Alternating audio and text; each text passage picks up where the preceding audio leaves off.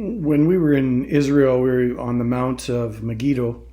We saw that archaeologists have uncovered centuries of civilizations and cultures there, layer upon layer upon layer of culture and religion, and down to one of the one of the oldest pagan altars in the world, dating back to like 7,000 BC, where sacrifices, human, animal sacrifices, were made, revealing the cookware they used. There was at least 26 layers of civilizations, what they did for agriculture, etc. In the same way, being a pastor for 30 years now, same church, you learn some things, and you see some things. And with people, I see that every person that I've ever met has layers upon layers of, for lack of a better word, stuff in them. It's kind of like peeling the layers of an onion, maybe even with tears. You just, you start digging and you start peeling back the layers, tears can come. Sometimes when God begins to get at the roots of a person's fruit in their life, it is like cutting a layer of an onion, or it's like, another way to look at it is like cutting a thickly braided rope. And, the person cuts through one layer and feels some freedom and feels good. And it's like, yes. And then they soon realize that, oh, look, there's like more layers there. And it's kind of a journey in life, just seeing what those layers are and cutting them away. And to get completely through that braided rope, you got to keep at it. When people build houses, they say that if they build a house on a shaky or a poor foundation, they're going to reap some trouble. They're going to have problems. And again, it's the same way in our lives, that if you have a person who's kind of built their life on a poor foundation, or whatever spiritual dysfunction or unhealthy mental mindset that might be, you're going to end up reaping bad fruit. And that's just a spiritual principle.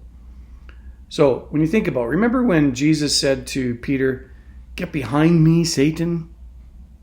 He also said something else. It's found in Matthew 16:20-30. He said this, but he turned and said to Peter, "Get behind me, Satan. You are a hindrance to me." Who would want to be a hindrance to Jesus? But and here's why. Jesus says, "For you are setting your mind on the things not of God, but on the things of man." Setting your mind on the things of man. This is called a mindset. When you set your mind, it's a mindset. It's set. It's a mind that is full of the things of man.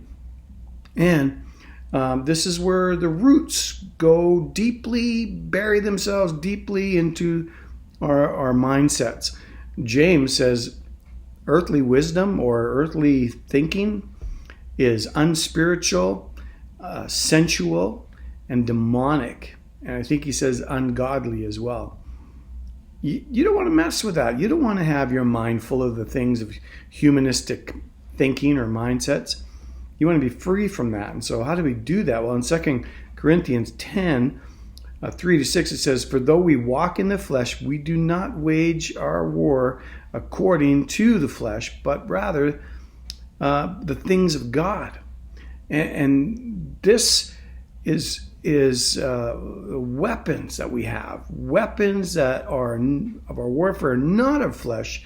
They are not carnal, but they have divine power to destroy strongholds and take down every argument. We destroy arguments and every lofty opinion raised up against the knowledge of God, and we take every thought captive and make it obedient to Christ, being ready to punish every disobedience when our obedience is complete. Wow, that's pretty clear, but it's not easy.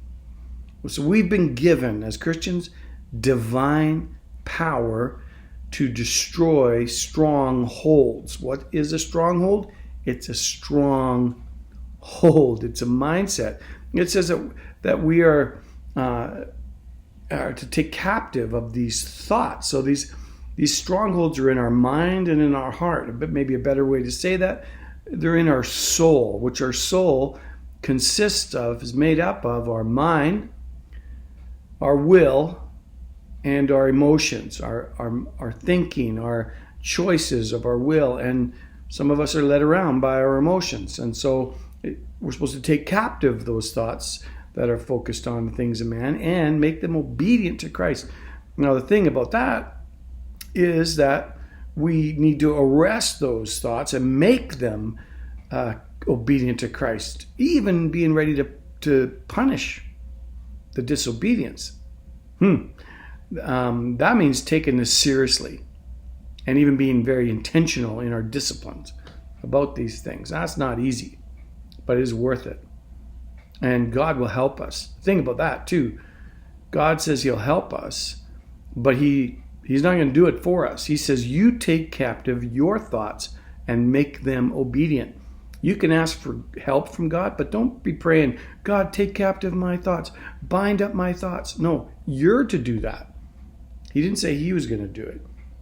He will help you, but he expects you to be accountable to do this for yourself as you grow in your maturity. Because if you're not intentional in this, you will always get what you've always got. Because if you always do what you've always done, you will get always what you've always got. And that would really be unfortunate for a Christian, just to stagnate in the rut of the muck and the mire of their life when there is freedom from all those roots.